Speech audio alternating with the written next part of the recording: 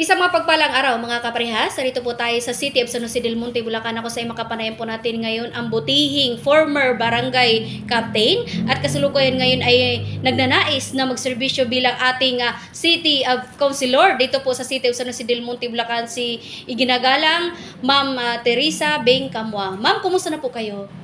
Mabuti naman. Alright, okay. Ma'am, sa ngayon po, kumusta na po ba ang regarding sa ating mga programa since nung nasimulan niyo po noon hanggang ngayon na kayo po ay gusto magnanais na nangangarap na maging city councilor sa ating lungsod ng City of San Jose del Monte, Bulacan? May mga programa ako, Yes, katulad opo. ng Zumba, pangkalusugan yun, Mm-mm. sa kababaihan, livelihood, at sa senior citizen. Dahil ako po ay isang senior citizen na din. Okay. Pero ma'am, kung sakali po, mamahalin po kayo at subukan ng ating mga taga-San Joseño, ano po ang kumbaga, nais niyo pong ipapasatupad na batas dito kung sakali?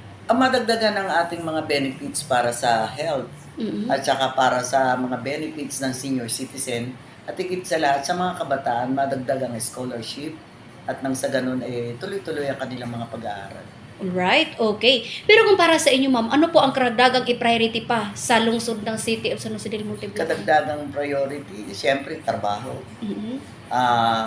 Ang tawag dito, yung kapayapaan. Mm-mm. Tigit sa lahat, kalusugan lang. Alright, okay. Para lang po sa kalaman ng lahat, ma'am, sino po ba si Ma'am Beng Camua? Ako po ay si Teresa Bitucho Camua. Mas kilala po ako sa tawag na Tita Beng. Opo. Ako po ay dating City Administrator ng San Jose del Monte, Bulacan. Alright, okay. After ng pagiging City Administrator ko, ako po ay bumaba at tumakbong bilang Barangay Chairman ng Binuyan 1. At natapos ko po ang aking termino, 3 termino sa Barangay Captain at nagsilbi po ako ng 13 years sa aming Barangay, Binuyan 1. Alright, okay. Kung nanonood po ngayon ang ating minamahal na mga kababayan, ma'am, ano po ang inyong mensahe para sa kanila? Ang mensahe ko sa kanila, sana po ay maging mabuti silang tao, maging mabuting mamayan at sumunod sa patakaran ng ating local government katulad po ng pag-segregate ng basura at higit sa lahat ang huwag magkalat sa ating bayan. Alright, okay. Okay, ako po ay nakikiusap sa inyo na ako'y pagbigyan nyo para masama sa Distrito 2 bilang isang konsyal. Nang sa ganun po ay dire-diretso po ang serbisyo ko sa District 2, mamamayan ng District 2. Nang sa ganun ay mapaglingkuran ko kayo ng taas pusos na,